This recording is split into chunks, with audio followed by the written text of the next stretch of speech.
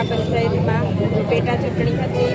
આપણા સ્વર્ગીય શ્રી ગુણવંતભાઈની જગ્યા પરથી પેટા ચૂંટણી યોજાઈ હતી. તેમાં આપણા પ્રવીણભાઈ ઉમેદવાર હતા અને આજે રિઝલ્ટ હતું એમાં આપણને 806 મતથી આપણે વિજયી થયા છીએ.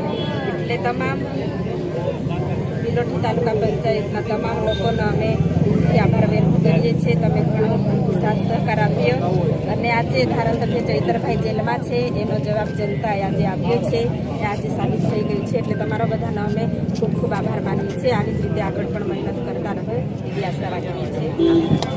चैतरभाई तुम आगे बढ़ो, हम तुम्हारे साथ हैं। चैतरभाई तुम आगे बढ़ो, हम तुम्हारे साथ हैं। जेल के ताले टूटेंगे, चैतरभाई छूटेंगे।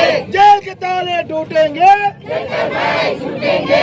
प्रवीणभाई तुम आगे बढ़ो, हम तुम्हारे साथ हैं। प्रवीणभाई तुम आगे बढ़ो, हम तुम्हारे साथ हैं।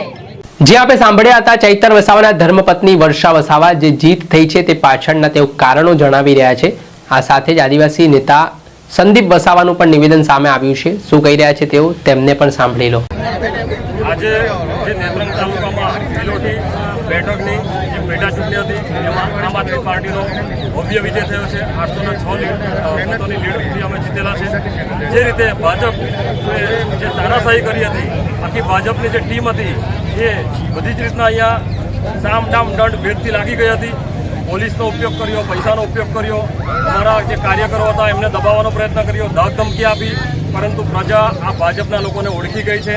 પ્રજાના દિલમાં ચૈતરભાઈ વસાવા રાજ કરે છે. ભાજપની જે તાનાશાહીથી આજની પ્રજા જે કંટાળી ગઈ છે એનું પરિણામ આજે ભીલોઠની પ્રજાએ અમને આપ્યું છે. અમે સમગ્ર આમ આદમી પાર્ટીના પરિવાર વતી ભીલોઠી તાલુકા પંચાયતમાં આવતા તમામ લોકોનો ખૂબ ખૂબ આભાર વ્યક્ત કરીએ છીએ. સાથે જ અમારી ઝઘડિયા, વાલિયા, નેત્રંગની ટીમ અને સાથે સાથે નર્મદા જિલ્લાની ટીમ પણ અમારા નિરંજનભાઈ અને એમની આખી ટીમ પણ અહીંયા રાત દિવસ મહેનત કરતી હતી. આજે ભાજપની તાનાશાહીનો અંતની શરૂઆત અહીંયા આ નેત્રંગથી શરૂ થઈ ગઈ છે. આવનાર દિવસોમાં અહીંયા ભાજપના સુપડા સાફ થવાના છે. આમ આદમી પાર્ટીના ઝાડુથી ભાજપનો કચરો આવનાર દિવસોમાં સાફ થવાનો છે. 2027માં